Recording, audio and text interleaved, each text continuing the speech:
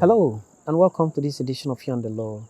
On You on the Law, I basically add law to the news. I pick the news items, identify the issues of law therein, and then we discuss it together. My name is Ekeminidim. I'm a legal practitioner, and I'm always glad to know that you're there keeping me company on this channel. I tell you, without you, this channel would have been very boring, but with you, this channel is always very interesting for me, and I know for a lot of other people. In this edition of You and the Law, I am discussing the law behind the taking of Chidinma Ojukwu to the Magistrate'S Court in Yaba, Lagos State, Nigeria. You remember that some 2 months ago or thereabout, the news broke for the first time that Chidinma has been arrested in connection with the murder of the television chief executive officer, Osifo Ataga, who was murdered in an apartment in Lagos State, Nigeria. And Nigerians have been waiting to know exactly what has happened to that case from that time till now. And very recently, Chidinma was taken before a magistrate's court in Lagos State, Nigeria. And the questions are being asked. Why was she taken before a magistrate's court in a murder trial? Does the magistrate have the jurisdiction to try her? If the magistrate does not have the jurisdiction to try her, why then was she ever taken to the magistrate's court in the first place? Isn't that wasting the precious time that should be used in the main trial of the matter? Now, I'll do my best to explain the jurisdiction of the magistrate's court and to answer the question whether the magistrate's court had the jurisdiction to try her in the first place. Now, the magistrate's court is a court of summary jurisdiction. That means it is a court that has very limited jurisdiction on very small issues, minor issues like stealing, or like a neighbor slapping a fellow neighbor, that's assault, or like someone just committing a traffic offense, someone committing a sanitation offense, and many other small issues like that. Magistrates' courts are not created for the trial of serious offenses. Now, what are the serious offenses in this case? Murder, kidnapping, armed robbery, terrorism, treason, and treasonable felonies. These are capital offenses. And the punishment for these offenses, if someone is found guilty of these offenses, is that the person will be sentenced to death by hanging or by firing squad. So these offenses are known as capital offenses. So the allegation against Chidinma is a serious capital offense. It's a case of murder of someone. And if for any reason Chidinma is found guilty at the end of the day, at this point she's still presumed innocent. She's not guilty right now under the eyes of the law. But if she undergoes trial and she is found guilty of the charge of murder, then Chidinma is going to be sentenced to death by hanging or by firing squad. So that's a serious offense. The magistrate's court does not have the jurisdiction to try anybody for the serious offense of murder. So, taking Chidinma Ojukwu before the magistrate's court in Lagos State was itself an irregular procedure. It ought not to have been done. Why? Because the magistrate doesn't have the jurisdiction to try the offense of murder. So the basic question here is, if the magistrate does not have the jurisdiction to try the offense of murder, how come that the Attorney General of Lagos State, or how come that the police authorities in Lagos State, in spite of the fact that they know that the magistrate's court doesn't have the jurisdiction to try a capital offense of murder, why then was Chidinma arraigned, taken before the magistrate's court? Now, I see this as sheer waste of time. So much time has already gone. Chidinma was arrested, I think not less than 2 months ago. The whole world is interested in what happens to that matter. Chidinma needs to know her fate. The family of Osifo Ataga, they also need to know what has happened in that matter. The whole world, that society in this case, is equally interested in what happens to the matter. And what's going on, having to take Chidinma to a court that doesn't have jurisdiction to try her in the first place, is for me sheer waste of precious time. It's for me causing delay in this matter. Now, when someone is taken before the magistrate's court, what the magistrate basically does is to say, I do not have jurisdiction For that reason, the accused person is hereby remanded in prison custody, and the case file should be sent to the Director of Public Prosecution for the Director of Public Prosecution to give legal advice and then prefer a charge if there is a case against, the person. That's what the magistrate basically does to get this person arraigned. To get this person remanded in prison custody. Nothing else.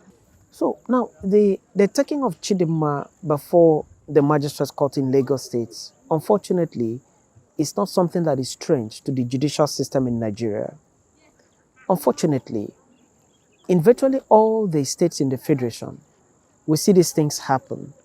Someone is arrested for armed robbery. Someone is arrested for kidnapping. Someone is arrested for murder. And the next thing, you see the police taking this person before the magistrate's court, just for the magistrate to say, I don't have jurisdiction. And then the magistrate makes an order for the person to be remanded in prison custody, pending the sending of the case file to the Director of Public Prosecution for the advice of the Attorney General or for the advice of the Director of Public Prosecution. I see this to be a clumsy way of dispensing justice.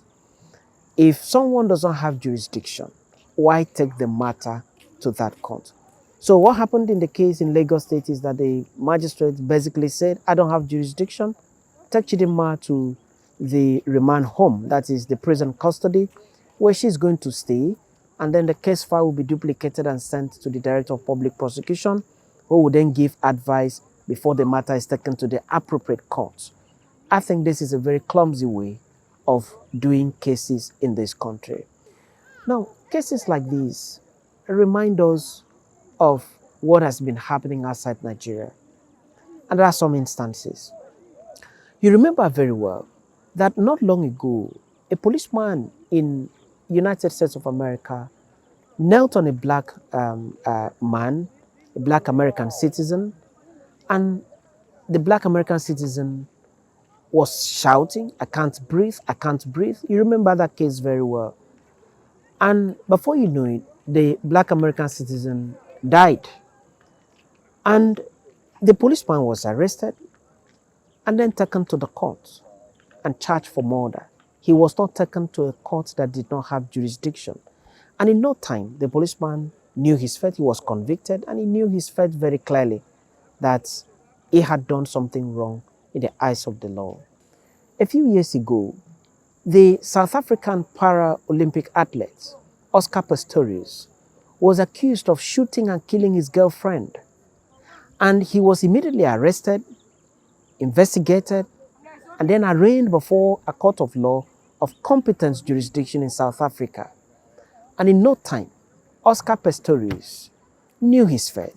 He was tried, he was found guilty, and the next thing, he was sentenced as appropriate. And so there was no waste of time.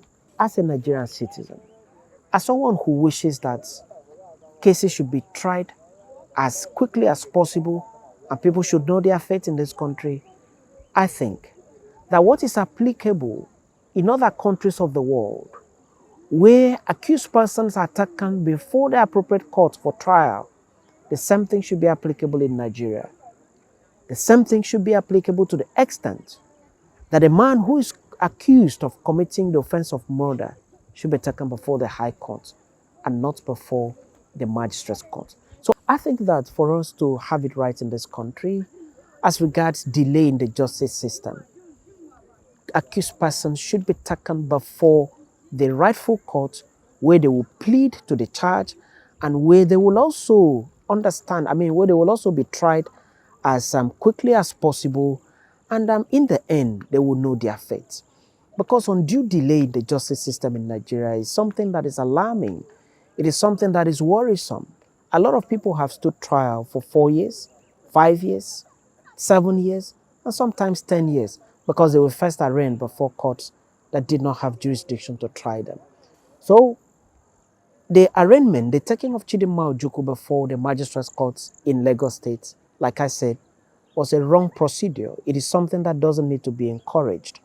The matter needs to be taken to the appropriate court, which in this case is a High Court in Lagos State, so that Chidinma will know her fate, so that Chidinma will know whether the law says she is guilty or that she is not guilty, so that the victim so that the family of the victim in this case, the family of Osifo Ataga, will also know what the law has said about the murder of their own son, of their own father, and of the husband, to the wife. And so that society will also know what has happened to the matter. It was Justice Chukwudifo Opota, a justice of the Supreme Court of Nigeria, the father to the popular Charlie Boy Opota, who once said that justice is a three-way traffic. It's like a three-way traffic. Justice for the victim of the offense, justice for the accused person, and justice for society. Society is interested in what is going on in the Chidinma Ojukwu's matter. Society is very interested in what is going on in the murder of Osifo Ataga.